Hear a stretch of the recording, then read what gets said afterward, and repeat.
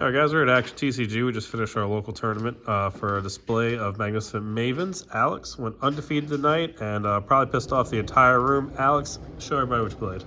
Played the new Ishizu tier. Deck is cancer. I played 2 mirror matches, 1 sort of mirror match, and I also played my worst matchup, which was Brandon Despia. It was an awful day. I hate the mirror match. I hate this deck, but let's go. So I went with 2 Reinhardt. You don't need 3 anymore. As far as the other tier names, you max out. Not really a whole lot to explain there. It's a whole lot of happiness. A whole lot of happiness. The fact that you play on turn 0 is insane. So the cards that make it good. Some people are playing 1 of this. I just went with 3 because it's my first day with the deck.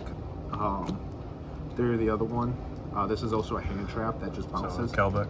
Yeah, that didn't come up too much, but still, the fact that these are ring 4s is just insane. The card that just should not exist. Good lord. And the fact that both of these guys just shuffle 3 at any time's quick effect. That was abused all day in every single tier mirror match. Keeping notes of remembering where the chain links are, where you can stop the tier fusions, things of that nature. These 2 guys just put in so much work, it's not even funny.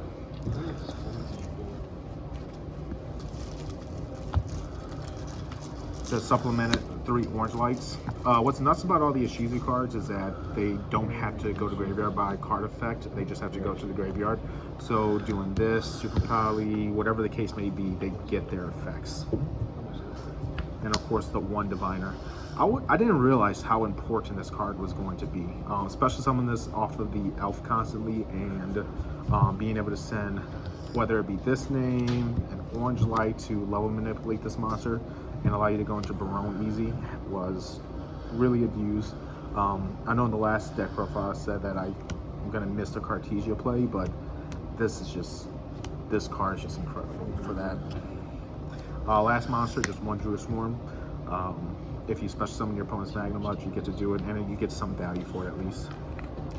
That's it for the main deck monsters. For the spells, 3 Planet, 2 Scream, and then a personal tech, 1 Heartbeat. I was a little worried that I was going to see some Mystic Mine, some back row, or Flounderies today. Luckily I didn't, but the fact that this still gets you your tier effects going second, or stopping your opponent's planet, is a really good effect. Additionally, if you send it to the grave and you have some traps in there, just being able to add the hand's just a free plus. I didn't play Super Poly. I decided to do Droplet. I've been big on Droplet for a while, and I think I stand by this decision even now. The fact that this still goes off with the Ishizu cards effects just makes it that much beneficial. You have to stop Abyss Dweller. You have to stop just a lot of just nasty effects that exist in the game. And although Super Poly is just a good card, your opponent still gets to special some of those monsters. I got Super Poly twice today, and I really didn't mind it, but when I dropleted, it put in so much work. The busted 1-ofs, Instant Fusion Terraforming. And for the traps, 2 Celiac, 1 Crime. Yeah, just really good cards. For the extra deck, for the links, Dark, Elf, Sprin. Sprin put in so much work. The fact that you can just send them early at any point. You start with Havness and you go Sheeran and then you go Merly. It's just incredible, honestly incredible. Then a personal tech, Underworld Goddess. Yeah, it could be something better. For the XYZs, Time Thief, Laguska, and Dweller. Time Thief was always the last resort if I needed Sheeran to go off. Baguska came up once today where I just had no other place to go when I was in the mirror match. I went Baguska and I just shut off his entire board, and I was able to just kind of went out from there. Abyss Dweller, when you go first, you literally make Abyss Dweller, turn off your opponent's graveyard, and do the full Ishizu combo. It's unnecessary. For the fusions, I think the fusions are pretty much the same for everyone. Some people are opting to play 1 Kid Close. I do think that's wrong. Playing 2 is definitely the way to go. And last but not least, Barone. What I am happy about though is that you can find ways to make Barones. When this deck first came out, there was just no Omni Negates that existed in the deck, and now that you have the Omni any negate that you can consistently make is a very good addition to the deck. For the side deck, for the mirror, I sided 3 Magnemite. Good card. I went 2 Cyclones for back row, and I decided to do a second Heartbeat. Going first, I did 3 Eradicators.